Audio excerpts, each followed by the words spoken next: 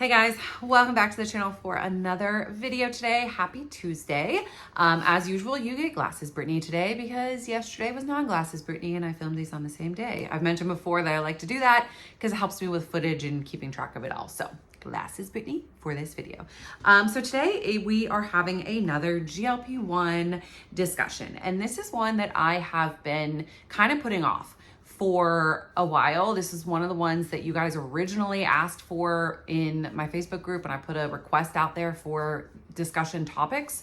This is one of the ones that came up several times. However, I didn't quite know how to approach it because I wanted to make sure that it was done in a way that was like kind and respectful and not in a way that was like negative. You know, I didn't want this to be a negative topic for sure. So I've really been sitting on it and trying to figure out and researching and kind of figuring some stuff out about how I wanted to relay this episode and this information. And I think I'm finally ready to do so. So we're going to be talking today about body dysmorphia. Again, this is a topic that was very highly requested within that thread, and one that I was just like, oh, that would be great, but I had no clue how to talk about it. I specifically have struggled with body dysmorphia, and it's something that I haven't necessarily talked about. I mean, even just a couple of days ago when I went to the Great Wolf Lodge with my kids, I posted a reel or a TikTok over on TikTok of me in my bikini, and I was like walking away from the camera and then like dipped my foot in the water and I walked back, and it was for a specific TikTok that I was filming, but I posted it like just kind of did it real quick while the kids were playing and posted it. And later that night I went back and watched it and I was like, oh my gosh, my back looks so fat. My legs are jiggly. Like I started to critique myself within that. And I had this very strong urge to delete it, but I didn't. It's still there. You can go find it if you want to. But I wanted to. And so I wanted to kind of relay that I definitely understand the body dysmorphia thing. Because even though I've lost 100 pounds and I weighed 255 pounds and I now weigh 151 pounds, I still see myself sometimes and I'm like, oh, I have so much fat on my back, especially my back. That's always been a hot topic for me. Back fat or whatever is something I've always struggled with. I think it's just the way my body is. My mom has it as well. But seeing that in this bikini that everybody else was like, oh my gosh, I love your bikini. But for me, I was like, look at that fat roll, and you know, look at the way my thighs are jiggling, and I was tearing myself down. So with all of that being said, after significant weight loss, as most of us know, it can take a while. I'm trying to readjust. It can take a while for our brains to catch up to our new body and to really see ourselves the way. If we're so used to seeing ourselves as being, in my case, 250 pounds for years and years and years, then when you're suddenly 150 pounds and it happens relatively quickly, your body and your brain can take a while to catch up. And so it can be hard to look in the mirror and truly see your body in its new form and not have your mind playing tricks on you and you still think that you can't see any differences at all. And that's why a lot of people say to take progress pictures, because if you look back on, you know, where you started from and where you're at now, then you'll be able to physically see the difference. Because sometimes when we're just staring at ourselves in the mirror every day, we don't notice the differences or we don't see them in the same way that we would if we looked at pictures. So it is estimated that 70% of people that lost a significant amount of weight report that they still see themselves as overweight or obese, even if they aren't any longer. So this is not an uncommon thing, first and foremost. Most of us are experiencing this. 70% of people is a very large number, and it just adds to all of the things that obese people have had to deal with mentally our whole lives. Now there's just more to it, right? It's a whole thing and a whole process and a lifelong journey. Are we going to circle back to GLP1s are for life? I think we might. GLP1s, in my opinion, are for life, and we are treating obesity, the disease, for life. And it's unfortunately, so many people think that it's going to be a quick fix, but quick fixes have never worked in our lives, you know, prior to this. So why would it work now? Okay, so quite normal.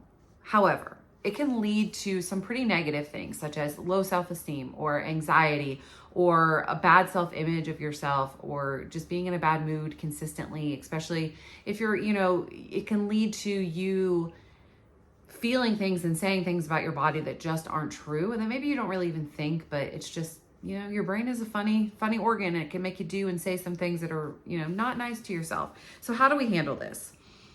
I wrote down a few that I came up with that I'm going to share with you guys, but I of course want you to comment down below and leave any other tips that you have for combating this. If you are somebody that struggles with it and has found a way to deal with it, I would love to know what your thoughts are as well. But I'm going to share with you guys, of course, the few things that I have found that work for me. So the first one is to challenge your negative thoughts.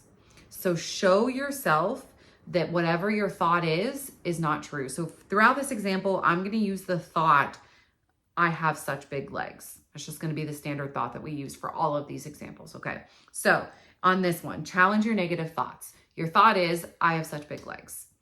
The truth is, I've lost 6 pant sizes. That's a different way to turn it around. So if you look in the mirror and you say, my shoulders, my arms look so huge today. Okay, but I used to wear an extra large and now I wear a medium. Correcting the behavior and turning it into a positive will help retrain and recorrect your mind to think the true things the whole time, or originally, instead of having to constantly recorrect. You'll find over time that you just kind of think the positive things to begin with. Again, this is all my experience. I'm not a doctor, but this is what I have found works best for me. The number 2 thing, don't make it all physical. When we tie everything to physical beauty or looks or how we feel about our physical body, we miss out on so much, because there is so much more to weight loss and what it can do for us than just how it makes us look. In fact, I would argue 100% that the bigger deal is what weight loss does on the inside of your body. So again, I have big legs is the thought. The truth could be, I can hike 6 miles now where I couldn't before. These legs are so much stronger than they were before. I couldn't walk 10 minutes before, and now I can walk for an hour. Again, turning it around into a positive thing that has nothing to do with your looks. I have big legs, but now I can go on a hike and keep up with my kids. Take the physical aspect out of it so that, again, your mind can see the positive things in all of it, not just what you see when you look in the mirror. We are bound to have some physical flaw. Everybody, whether you weigh 255 pounds, whether you weigh 125 pounds, there's going to be something when you look in the mirror that you don't like. We're human. I just told you my 2 biggest ones. I think my thighs jiggle. I think I have back fat.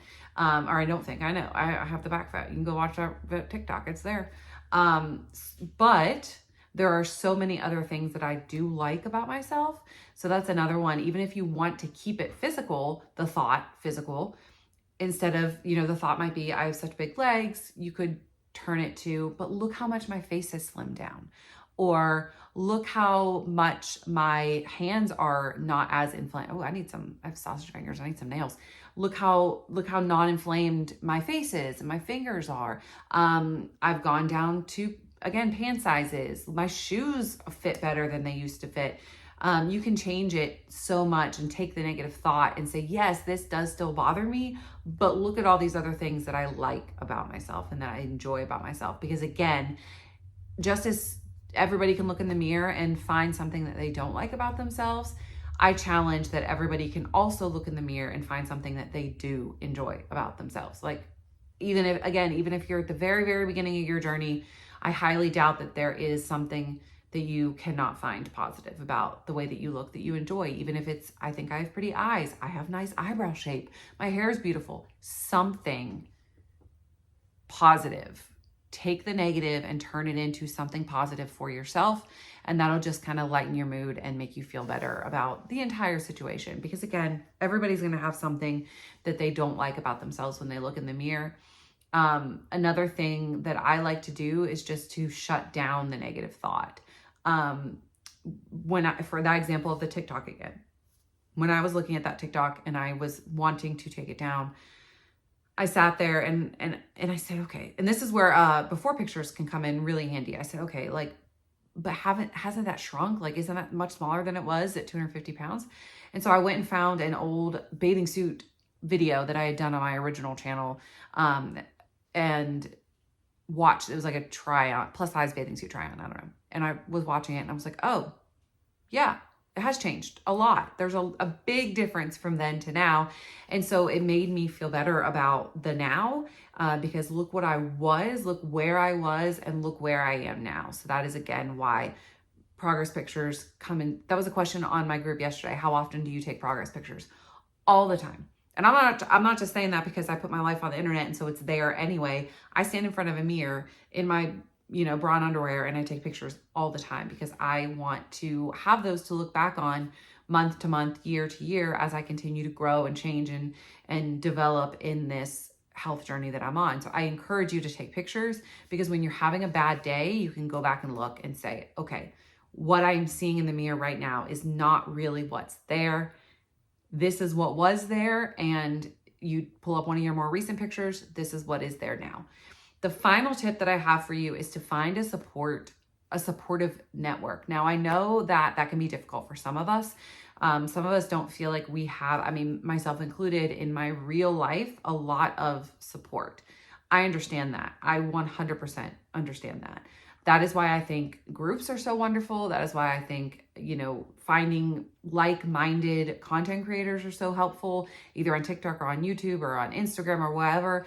Finding somebody that you feel relatable with, that you feel like is on a very similar journey to yours, that you feel like is like-minded and can help you in your journey. And it's even better if you're able to form a closer network, not just like necessarily a content creator that you follow, but a closer network where you have an actual relationship with people. That is why I love Facebook groups. So again, you can go join mine, it's free. And we have a great time over there. And there's people that post consistently, and we're all kind of learning each other. We're learning about the struggles that we're having and the ways that we're trying to figure them out. And so when you develop a nice network, a supportive network of people that understand you and that are going through like-minded things, then you're able to relay your feelings and talk to these people without the pressure of feeling judged or misunderstood. And that is, I think, the most priceless part of this, is having people that you can talk to. I know that there are a handful of people that I can go to when I'm having a bad day or feel like I'm fat or whatever, or looking heavier, and I can go to them and say, this is what I'm feeling. I know it's not true, but I can't get this thought out of my head, and they can help me process that thing. And so we need supportive people in our lives. We need friends that understand us and that can support us in the way that we need to be supported. And so if you do not have a supportive network, I highly suggest joining some Facebook groups and starting to participate in them, asking the questions, saying the things. That'll help you a lot, I promise, because it is very much so just the fact that we just need somebody to tell us, to correct us, right? If we're having a bad thought, we basically just need somebody to bring us back around and say, okay, no, this isn't true. You're blowing it out of proportion, or you're seeing something that's not there, or whatever it is, to bring you back down to reality and to kind of calm your nerves back down. And there's nobody better to do that in regards to significant weight loss than somebody who has been in that same position before and understands the feelings that you're going through. It is hard to see. It's, you know what it's similar to, in my mind, and I think mamas will agree with this, the pregnancy journey, the pregnancy thing, seeing your body change. Of course, in pregnancy, it's getting heavier, but seeing your body change over that course of time is really hard to do. It's really hard to not speak to yourself negatively the entire time you're pregnant, and especially after you've had a baby, when you're trying to get your body back, which, newsflash, it never happens in that same way, in the way that it was, it never happens. It's really hard to mentally go through that. And it's hard because most often you don't know a whole lot of people in your life that are newly postpartum or newly pregnant or whatever. And so it's hard to find people to talk to. And I relay that to this. In GLP1 world, it's hard to find people that talk to, that understand truly what we're going through and truly, the process of it. And so Facebook communities, Reddit threads, whatever, they're really good for offering that community support if you don't have it in your real life, which from little questionnaires I've been doing recently in my group, a lot of people don't have that support really the way they need it in their life. So those are my sort of thoughts on body dysmorphia. I want to know what yours are as well. I want to know if there are any other tips or tricks that you have found helpful in your journey to healing the way your brain thinks about you, and the ways that you're turning it into a positive experience for yourself. I want to know all of the things down below. Thank you guys so much for watching today's video. I will see you tomorrow with a what I eat in a day, and then again on Thursday for something. I don't know. Depends on what I decide to record. I've been doing all types of research. We'll see what I come up with. Thank you guys so much for watching today's video, and I will see you guys in the next one. Bye, guys.